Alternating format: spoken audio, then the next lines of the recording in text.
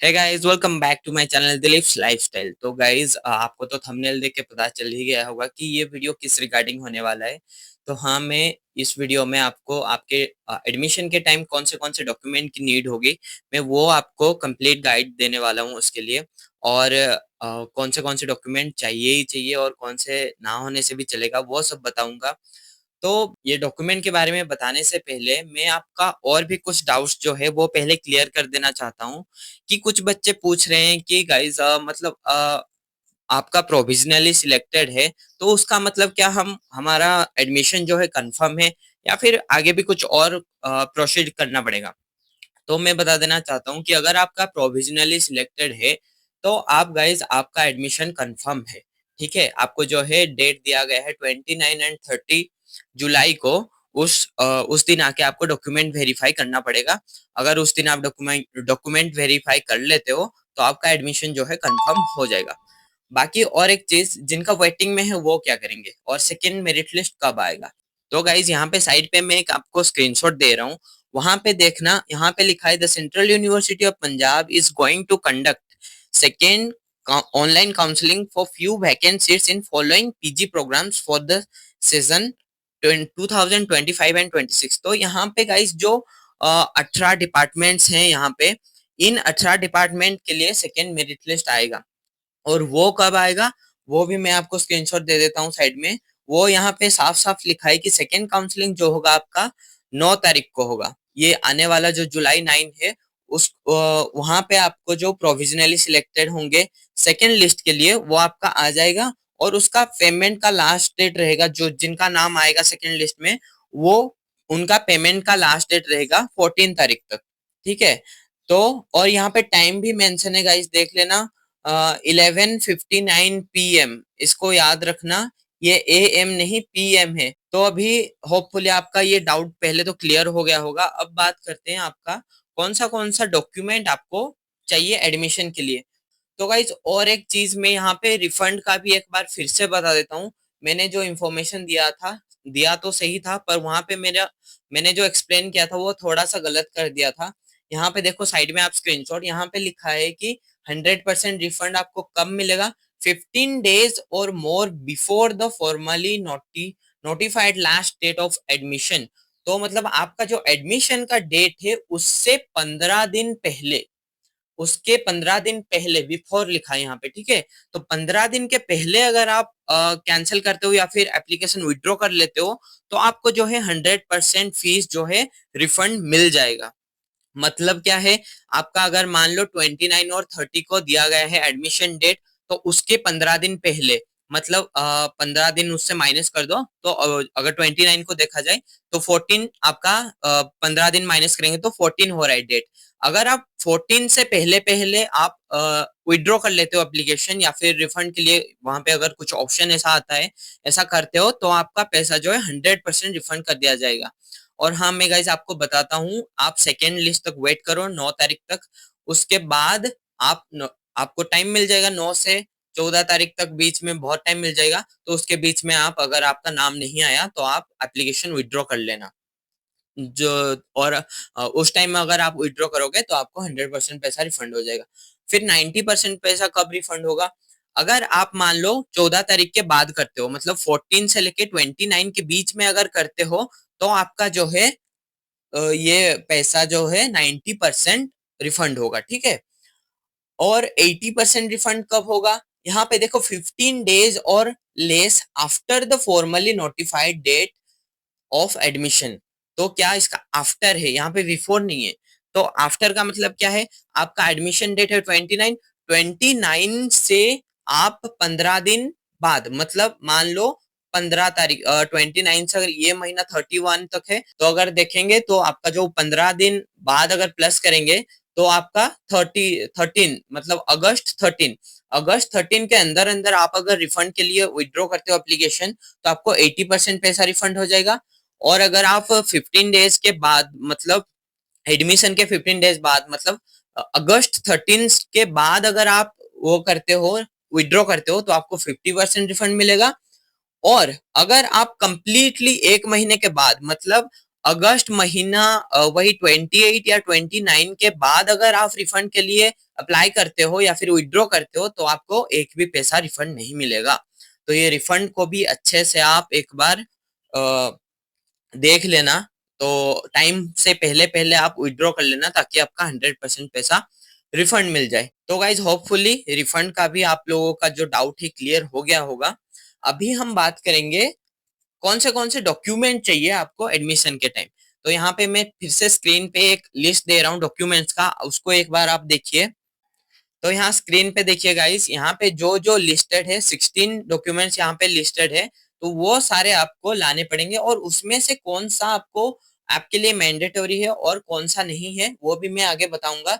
तो चलिए गाइस एक एक डॉक्यूमेंट की जो बात कर लेते हैं। पहले आप ये 16 जो है यहाँ पे एक बार देख लेते हैं क्या क्या है।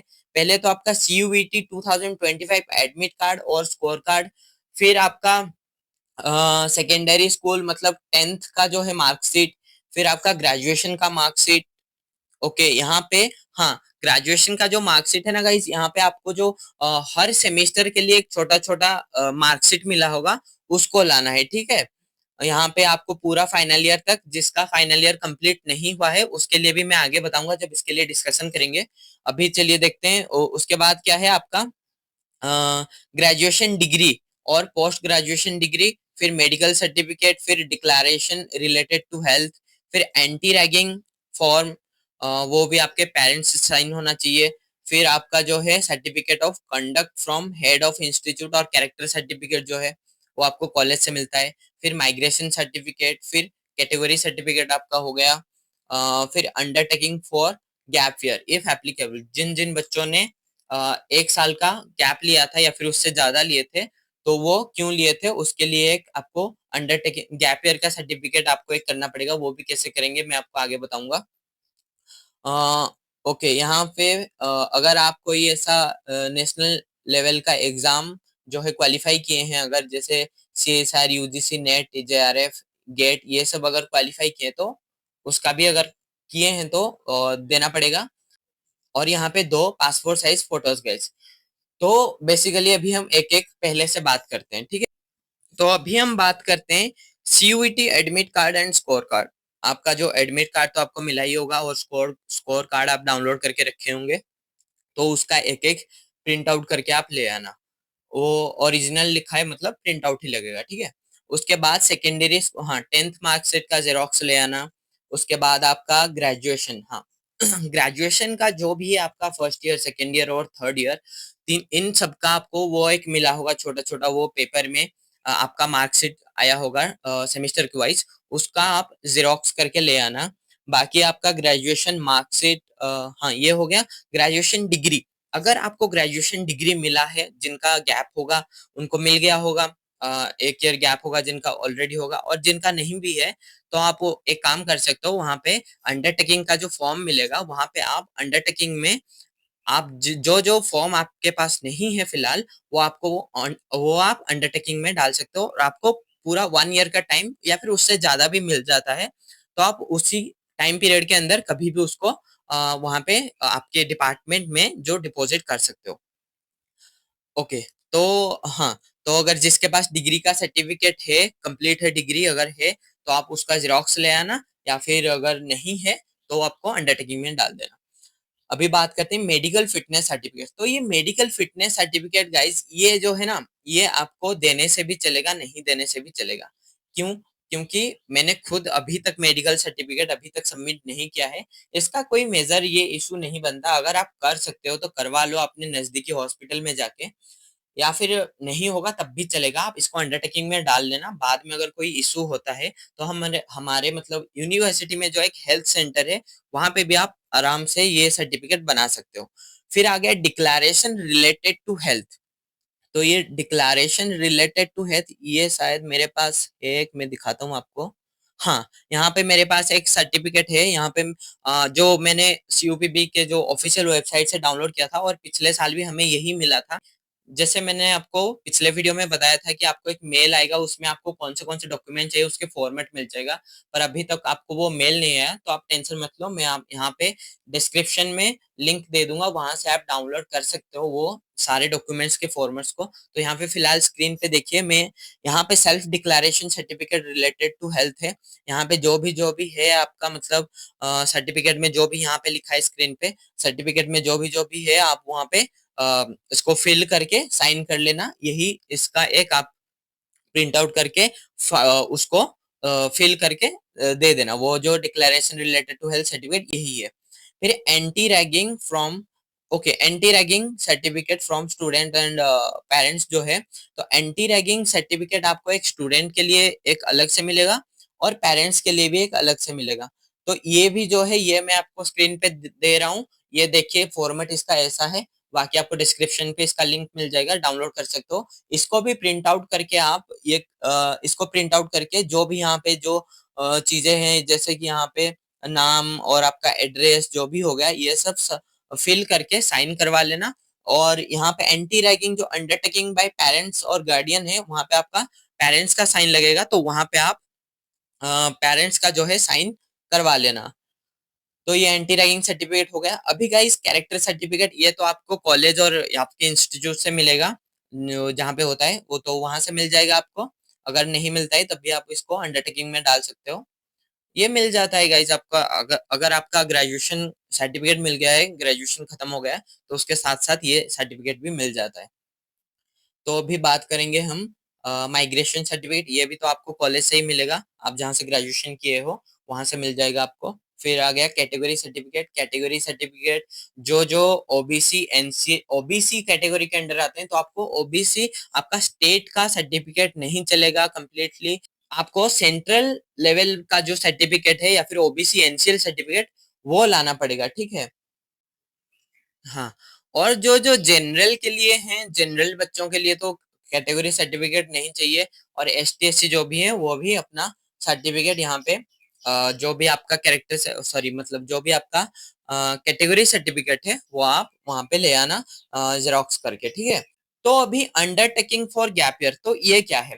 तो जिन जिन बच्चों का ड्रॉप था, मतलब 1 साल 2 साल जितना भी आप ड्रॉप लिए हो, गैप लिए हो आपके ग्रेजुएशन के बाद, तो उसके लिए ये सर्टिफिकेट उनके लिए है। जो जो कंटिन्यू कर रहे हैं अपना स्टडी, गैप नहीं लिए, उनके लिए ये मैंडेटरी नहीं है। जो जो गैप लिए हैं उसके लिए। तो अब इनको क्या करना है, मैं फिर से आपको स्क्रीन पे एक फॉर्म यहाँ पे दिखा रहा हूँ। ये आपका फॉर्मेट है एफिडेविट फॉर गैप पीरियड के लिए, ये आपका फॉर्मेट है। तो इसको करना क्या है गाइस, आपका जो नजदीकी कोर्ट है वहां पे टाइपराइटर बैठे होंगे, उनके पास जाना है, और जो कोर्ट का एफिडेविट पेपर होता है उसमें मैंने जो आपको फॉर्मेट दिया है वो आपको उस पेपर में, ये पहले आप जो फॉर्मेट को फिल कर लेना, और ये फिल करके आप उनके वो जो वकील होते हैं उनके पास लेके जाना, टाइपराइटर के पास। उनको बोलना है कि ये कोर्ट जो एफिडेविट पेपर है ये उनमें टाइप कर दें। तो वो टाइप करने के बाद वहां पे आप किसी वकील को बोलना कि हाँ ये मेरे को यहाँ पे ये सर्टिफिकेट बनवाना था, तो आप इसको बना दीजिए। आपका जो जो भी वहां पे वकील होगा वो आपका ये सर्टिफिकेट बनवा देगा, जो भी वहां पे स्टैंप और टिकट वगैरह लगता है वहां पे लगा के ये सर्टिफिकेट बन जाएगा। तो ये ओरिजिनली ही लाना है आपको, इसका जेरोक्स नहीं चलेगा, आपको ओरिजिनल देना है। उसके बाद उसके बाद यहाँ पे क्या है, CSR UGC नेट अगर किसी का क्लियर है तो उसका जेरोक्स ले आना, और 2 पासपोर्ट साइज फोटोज। तो गाइस ये था आपका कंप्लीट इन्फॉर्मेशन, पूरा क्या क्या डॉक्यूमेंट्स चाहिए क्या नहीं चाहिए। बाकी आपको लिंक जो है डिस्क्रिप्शन में मिल जाएगा, वहां से जाके ये सारे डॉक्यूमेंट्स के फॉर्मेट जो है उसको डाउनलोड कर सकते हो। और बाकी मैं बोलूँ गाइस, आपका जो है आधार कार्ड हो गया, जो पासपोर्ट फोटो हो गया, ये सब ना पहले से ही इसका 5-5 कॉपी आप जेरोक्स करके ले आना। जो मार्क्स आपका मार्कशीट है, जैसे 10th का हो गया, 12th का हो गया, या फिर ग्रेजुएशन का जो भी है, इसका 5-5 जो है कॉपी जेरोक्स करके ले आना, ताकि आपको जो मुसीबतें फेस ना करनी पड़े, प्रॉब्लम फेस ना करनी पड़े। तो गाइज पिछले साल क्या हुआ था, हमारे जो मतलब हम हमारे टाइम में हम जब गए थे, तो हमें ये जेरोक्स करने में, ये सब करने में बहुत टाइम इधर उधर करने में चला गया था। फिलहाल वहां पे एक जेरोक्स शॉप भी है, आप वहां से जेरोक्स कर सकते हो। फिर भी आप अपने से करके लाना, इसको अच्छे से रखना, ताकि आपको एडमिशन के टाइम में कोई भी दिक्कत ना हो। और ये सारे डॉक्यूमेंट्स जो जो मैंने बताया, यहाँ पे जो ओरिजिनल लिखा है, मतलब यहाँ पे आपका जो है, आप प्रिंट आउट करके उसको जो फिल किए हैं उसको ओरिजिनली देना पड़ेगा। जहाँ पे ओरिजिनल नहीं लिखा है, ऐसे ही बस एक एक डॉट है वहां पे आपको जीरोक्स देना पड़ेगा, ठीक है। तो ये था आपका इन्फॉर्मेशन। आगे भी अगर कुछ आपको इन्फॉर्मेशन की जरूरत हो जरूर कमेंट करना, मैं सबका कमेंट रिप्लाई करूंगा। और अगर और भी कुछ फर्दर आपका डाउट होता है तो मुझे कमेंट में बताना, मैं आपको उसके लिए वीडियो बना के आपको दे दूंगा। बाकी मैं कुछ ही दिन में यूनिवर्सिटी जाने वाला हूँ। यूनिवर्सिटी जाने के बाद मैं आपको जो बचा कुचा यूनिवर्सिटी कैंपस टूर वीडियो था, मैं उसका वीडियो कवर करूंगा और हॉस्टल वगैरह, मेस, खाना, ये सब दिखा दूंगा। तो अगर आप लोगों को इन्फॉर्मेशन सही लग रहा है, अच्छा लग रहा है, और सीयूपीबी के बारे में ऐसे ही इन्फॉर्मेशन आपको आगे जानते रहना है, तो आप मेरे चैनल को सब्सक्राइब कर सकते हो। तो गाइस मिलते हैं ऐसे ही एक और वीडियो में, तब तक के लिए टेक केयर, बाय बाय।